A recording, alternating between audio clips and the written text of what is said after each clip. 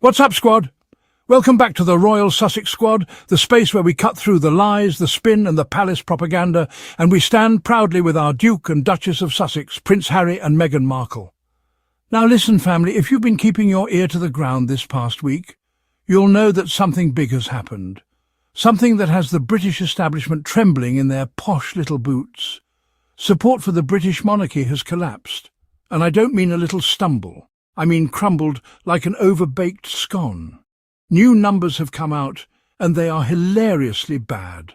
Truly, squad, we are living to see history unfold, because the institution that claimed it was too important, too beloved, too sacred to be questioned, is now gasping for air in the court of public opinion. And all this is happening while Prince Harry is out here shining, thriving, and making the Windsors look like the stale, out-of-touch relics they really are. Let's be real. The contrast is undeniable. Harry walked into the UK with energy, with purpose, with that natural charisma that Diana gave him. He connects with people on a human level without all the stiffness and snobbery. And what were the others doing while Harry was lighting up the stage? Either hiding behind palace walls, leaking nasty little stories to the tabloids, or playing dress-up for photo ops. Nobody cares about anymore. They were exposed, y'all. Harry made them look prissy, dull, unimaginative, jealous and lazy. And when I say lazy, I mean the type of lazy where you expect the world to hand you everything while you lift not a single finger to serve the people who fund your lifestyle. Now let's talk numbers, because numbers don't lie. Back in 1983, 4 out of 5 people in Britain said the monarchy was important. 86% to be exact. Fast forward to today, and that number has plummeted to just 51%. That's not just decline, that's a collapse. That's nearly half the country looking at the monarchy and going, meh, not that important. And the icing on the cake? The percentage of people who want to completely abolish the monarchy has quintupled, from a tiny 3% back then to 15% today. That's not noise, that's a movement. And let me tell you, the palace can't spin this away. They can't release a cute picture of Kate in a wiglet or trot out William in another awkward photo op and expect people to ignore the reality. This isn't some cooked-up YouGov survey with 20 Tory pensioners. This is data from the National Centre for Social Research, people who've been measuring public attitudes for decades. It's as real as it gets, but the real tea. When you break these numbers down by age, the monarchy's days are clearly numbered. Among young people, ages 16 to 34, the majority, 59%, want an elected head of state. That means they want to ditch the monarchy entirely. Meanwhile, the only ones clinging to it are the over 55 crowd, with about 3/4 of them saying, keep the monarchy. Well, folks, time doesn't stand still. The younger generations are the future. And when they're already leaning toward abolition, that's the writing on the palace walls. The monarchy is running on borrowed time. Now, squad, let's shift the lens to William, the so-called future king. Tell me why the man who is supposed to be the shining hope of the monarchy doesn't even want to live in Buckingham Palace. Instead, he's reportedly planning to hide away in some lodge in Windsor and zoom into meetings with prime ministers. Excuse me? The taxpayer is supposed to bankroll a billion-dollar institution so that the heir to the throne can work from home. He doesn't even want the job. And when the supposed future king looks like he couldn't care less, why on earth should the people care? And this right here is where you see why support is collapsing. People aren't blind. They see the indifference, the hypocrisy, the lack of accountability. They see the Windsors jetting around, spending millions and offering nothing in return.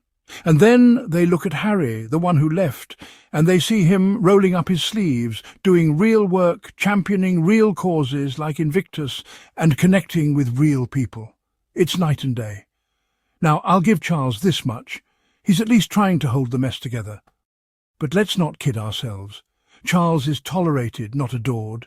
He's managing optics, but he doesn't inspire. And when he's gone, what's left? William, who looks allergic to responsibility, and Kate, who can barely manage a handful of appearances a year. And then the side characters, forget it. Nobody's checking for Andrew, nobody's checking for Edward and Anne. Well, even Anne can't save this ship. This is why Harry and Meghan are thriving in contrast. Because while the monarchy is collapsing under the weight of its own pettiness and irrelevance, the Sussexes are out here building a future. Harry has the Invictus Games, which has become a symbol of resilience and hope worldwide. Meghan is finding her voice again, creating projects that uplift, inspire and empower. Together, they are living proof that you don't need a crown to make a difference. And let's not forget, this crumbling support for the monarchy isn't happening in a vacuum. People watched how Meghan was treated. They saw the racism, the smears, the cruelty. They saw Harry being thrown under the bus time and again, and it woke people up.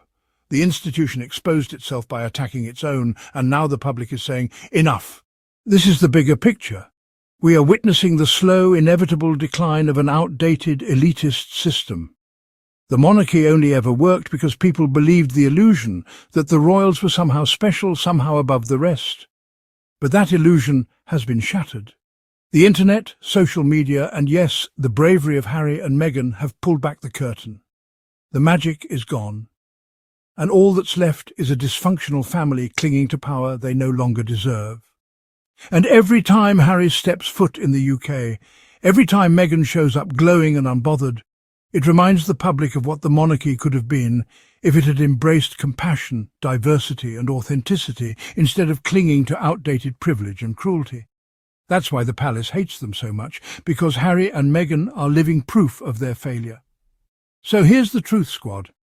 The monarchy can commission all the emotional support polls it wants, but it can't escape reality. The people are turning away. The young are demanding change. The institution is out of step, out of touch and out of time. And through it all, Harry and Meghan are thriving, free from the toxic circus, free to build their legacy on their own terms. And that's why we support them. That's why we ride with them. Because while the Windsors are collapsing under the weight of their own arrogance, Harry and Meghan are proving that truth, love and service will always outshine lies, jealousy and cruelty. So what do you think, squad? Is this the beginning of the end for the monarchy? To me, the writing's on the wall, and it's bold as ever. But one thing I know for sure, Harry and Meghan will be just fine. In fact, they'll be more than fine. They're already building something greater than crowns and castles. They're building a legacy of humanity. Support for the British monarchy has dramatically crumbled in recent years. Many have joked this week that the left-behind Windsors will need to commission at least a dozen emotional support polls in the wake of Prince Harry's wildly successful UK visit. Harry made them all look like what they are: prissy, dull, lacking in charisma, petty, jealous, unimaginative and lazy. Well, funny story. New polling numbers landed in the middle of Harry's visit, and the numbers are really bad. Hilariously bad, one might say. Support for the monarchy has dropped to its lowest level since records began, with backing for abolition growing fivefold, according to new research. When the National Centre for Social Research first asked, in 1983, how important it was to have a monarchy, more than 4 in 5 people, 86%, considered it very important or quite important. Its latest survey found that only half, 51%, now take that view. Meanwhile, the proportion who said the monarchy was not very important or not at all important has risen from 1 in 10 in 1983 to around 3 in 10. Support for outright abolition of the monarchy has also grown from just 3% in 1983 to 15%. Alex Scholes, NatSen's research director, said the latest data showed how public opinion had shifted over 4 decades. Support for the monarchy is now at its lowest level since our records began, with more people than ever questioning its future, he said. At the same time, when asked to choose directly, a majority of the public still prefer to keep the monarchy over moving to an elected head of state. This tension between declining importance and continued preference will be crucial in shaping debates about the monarchy's role in the years ahead. For the first time, NatSen's British Social Attitude Survey also asked the public to choose between keeping the monarchy or replacing it with an elected head of state. A majority, 58%, said they favoured retaining the monarchy, while 38% would prefer an elected head of state. But the research shows a sharp divide across age and political groups. While 59% of those aged 16, 34 preferred an elected head of state, 3/4, 76%, aged 55 and over, said they would support the continuation of the monarchy. From The Telegraph. It's worth noting that this seems to be above-board data gathered by the National Centre for Social Research as opposed to a manipulated YouGov poll of 20 Tory seniors. While they aren't discussing methodology or the time frame in which the data was collected, feel certain that the poll was probably happening as people learned that Prince William plans to not live in Buckingham Palace when he's king, and instead plans to hide out in Forest Lodge and perhaps zoom into his meetings with prime ministers. It could be that the British public feels like, hey, if the future king doesn't give a shit, why should we? Plus, people have a general awareness of the sorry state of the royal family these days. While Charles gets a lot of well-deserved tea, he's pretty much the only person holding this enterprise together. Make sure you hit that subscribe button if you haven't already. Give this video a like and drop your thoughts in the comments. And if you want to support the channel and help us keep shining the spotlight on the truth, hit that super thanks button below. It really makes a difference. Until next time, squad, stay strong, stay loud, and remember, Harry and Meghan are proof that love wins, truth wins, and the monarchy, it's just losing.